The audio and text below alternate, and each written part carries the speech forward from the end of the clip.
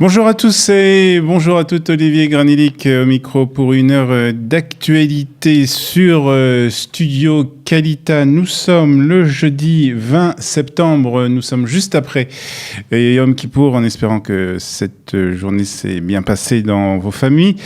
Nous allons donc dans quelques instants commencer cette heure d'actualité avec un premier journal que j'aurai le plaisir de vous présenter. 8h15, notre premier invité sera Maxime Pérez qui nous parlera des relations entre Israël et la Russie après qu'un avion russe ait été accidentellement abattu par l'armée syrienne. Et bien entendu, Israël est accusé aussi de cet accident. Nous ferons le point sur cette affaire un peu difficile, il faut le dire, entre Israël et la Russie. 8h35 sera l'heure de la revue de la presse et des médias israéliens.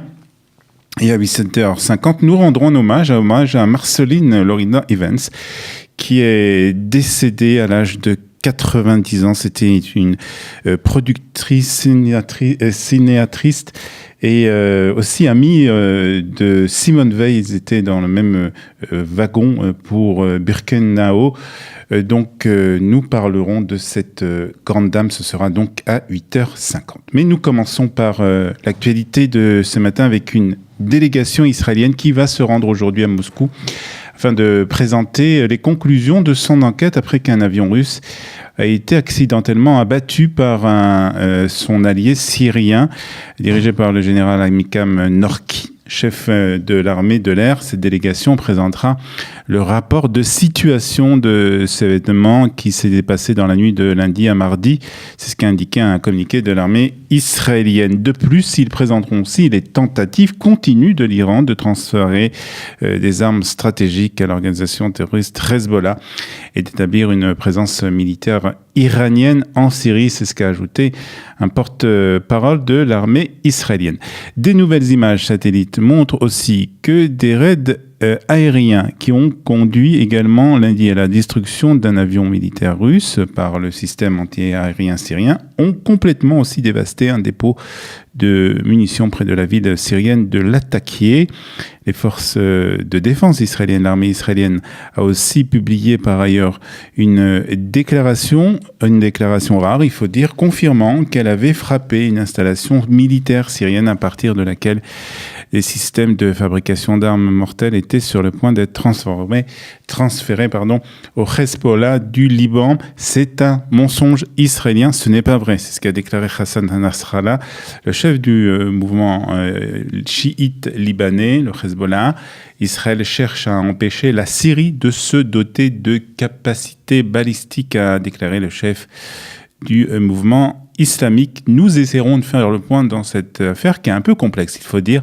Avec notre invité, ce sera à 8h15. Il s'agira de Maxime Pérez, qui sera donc notre premier invité ce matin. Un Palestinien a tenté de poignarder un Israélien dans le quartier de la Vieille Ville. Ça s'est passé à Jérusalem quelques heures seulement avant le jeûne de Yom Kippour, mardi soir donc, avant d'être abattu par les forces de police. Une vidéo de l'incident diffusée par la police israélienne montre que l'agresseur est en train de frapper et de mettre à terre un Israélien qui se rendait aux prières donc au Kotel pour Yom Kippour. Le Palestinien a ensuite couru vers les policiers qui l'ont abattu. Personne d'autre n'a été blessé dans cette tentative d'attaque. Le Palestinien, âgé donc de 26 ans, était originaire de Kalandia, entre Jérusalem et Ramallah, et qui était entré en Israël sans permis, selon un communiqué de la police. Et d'une façon générale, Kippour s'est passé sans incident particulier en Israël. Comme d'habitude, il y a des personnes qui se sont évanouies, qui se sont senties mal. 268 personnes, durant le jeûne, ont dû faire appel au Magen Adom pour des raisons d'évanouissement. Il y a eu aussi 228 personnes qui ont été blessées par des accidents causés par des vélos ou des patins à roulettes. Et puis, sachez aussi que 174 femmes sont arrivées dans les hôpitaux israéliens pour accoucher. Et puis Tsahal a remis à la famille du terroriste Islam Yassouf Abou Hamid, qui a tué il y a 4 mois le sergent Ronen Lubersky, un ordre de démolition du bâtiment de 4 étages dans lequel il vivait. Il y a 2 semaines, l'armée israélienne avait ordonné la démolition de 2 étages de cet immeuble, mais une nouvelle enquête a été menée, après laquelle il a été donc décidé de démolir tout le bâtiment.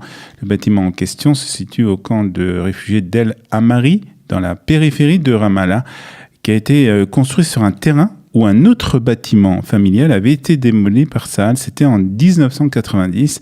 La famille n'avait pas reçu l'autorisation de rétablir cet immeuble. Le ministre de la Défense, Avigdor Lieberman, a déclaré la démolition aura lieu le plus tôt possible. Il n'y a pas de compromis dans la guerre contre le terrorisme. Seulement une main de fer, a donc déclaré le ministre de la Défense. Et puis, décision dramatique pour les élections municipales à Jérusalem. Le candidat Moshe Leon a reçu le soutien de Shas et de Tegel HaTorah, donc 2 partis orthodoxes ici à Jérusalem, ne laissant pas beaucoup de chance au candidat de Agudat Israël, Yossi Deutsch. Celui-ci pourrait annoncer qu'il renonce à présenter sa candidature pour devenir maire de la capitale. Il a laissé ainsi donc 3 principaux candidats à cette course pour la mairie de Jérusalem, Moshe Leon, donc Ofer Berkovitch et Ze'ev Elkin. La stratégie de Deri Lieberman est révélée pour prendre le contrôle de Jérusalem, a déclaré le candidat Ze'ev Elkin. Malheureusement, le bien de Jérusalem n'est pas leur priorité, mais plutôt des accords politiques et des intérêts étrangers qui mettent en danger notre avenir ici à Jérusalem, a déclaré donc le candidat Ze'ev Elkin. Et puis, jour de fête aujourd'hui à Jérusalem, c'est en effet aujourd'hui que le train entre Jérusalem et Tel Aviv sera inauguré. Mais attention, il ne faut pas encore ouvrir des bouteilles de champagne. Pour le moment, la ligne s'arrêtera seulement à l'aéroport de Ben Gurion. Il faudra s'inscrire aussi sur le site de Rakevet Israël, donc des trains d'Israël, pour pouvoir monter dans l'un des nouveaux wagons de cette ligne. Mais une cérémonie d'inauguration aura lieu aujourd'hui, donc à midi. Ce sera donc à Jérusalem, dans la nouvelle gare, nouvelle station qui se trouve donc à l'entrée de la ville. Marceline Loriden Evans, née Rosenberg, s'est éteinte hier soir à Paris. Elle était âgée de 90 ans. Au moment d'écrire sa nécrologie, aucun mot usuel ne semble lui correspondre, aucune case. Elle était une réalisatrice, une auteure et une documentariste. Elle était rescapée de Birkenau. Le matricule 78 750 était écrit sur son bras. Les films et les livres qu'elle nous laisse sont l'œuvre de la revanche d'une petite juive arrachée à l'enfance, à sa famille, à l'école, un jour de février 1944. C'est dans ce camp qu'elle va connaître celle qui deviendra sa meilleure amie, l'ancienne ministre Simone Veil. Marceline Loriden-Evans s'est battue pour que personne n'oublie le massacre des Juifs d'Europe à travers ses films, ses livres et ses témoignages réguliers au mémorial de la Shoah ou ailleurs. Nous reparlerons de cette grande dame dans un hommage que nous lui rendrons.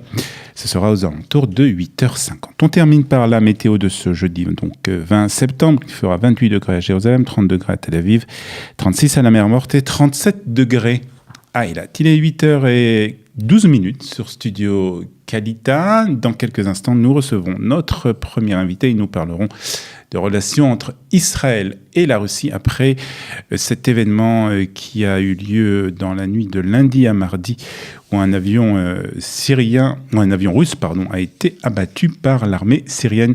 Maxime Pérez sera notre premier invité ce matin.